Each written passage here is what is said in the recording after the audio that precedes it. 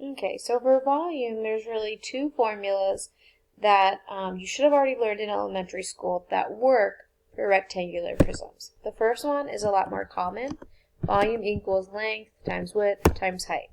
Now that type you would use for, oopsies, let me take that off. That type you would use for this shape over here because they give you the length, the width, and the length, the height, and the width. They give you all three of those. So you get to just multiply them and then you're done. So let's go ahead and do that quick.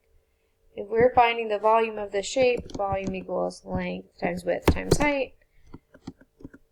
So we have 2 times width, which is 4, times the height, which is 3. Doesn't really matter what order you put the numbers because you're going to get the same answer. Multiplication is commutative, it's associative. It does not matter the order you multiply. So 2 times 4 is 8. 8 times 3 is 24. So it'd be 24 units cubed. For volume, we do cubed instead of squared because if I was going to find the volume of this shape, you'd have to fill it with little cubes. So 24 little cubes would fit in here. Next, we have another formula that also works. So instead of doing length times height times width, you can also use the formula. Sometimes it'll make more sense to use this one.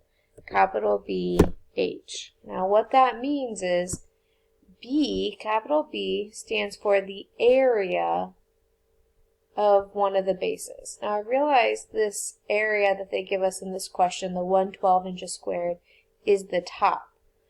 But is the top the same as what the bottom would be? Yes. So really, do they give you the area of the base or the bottom? Yes.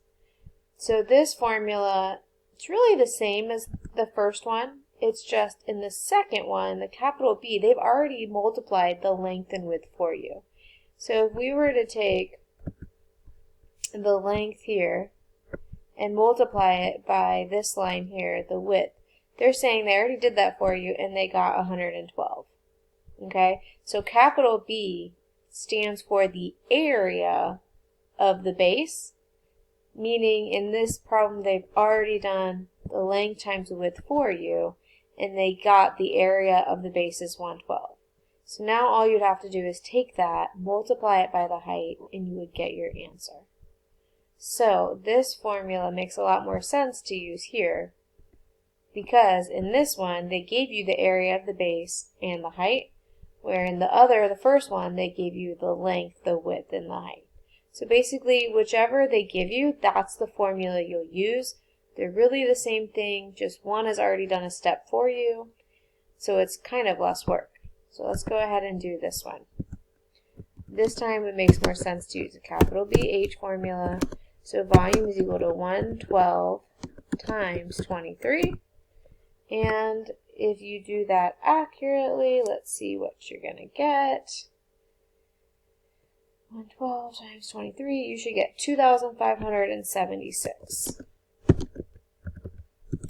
And that would be inches, again, inches cubed, because it would take 2,576 little cubes that are 1 inch on each side to fill up that shape.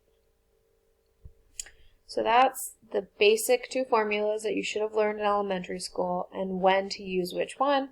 Again, they're really saying the same thing. It's just if they've already done the length times the width, then you can use the second formula.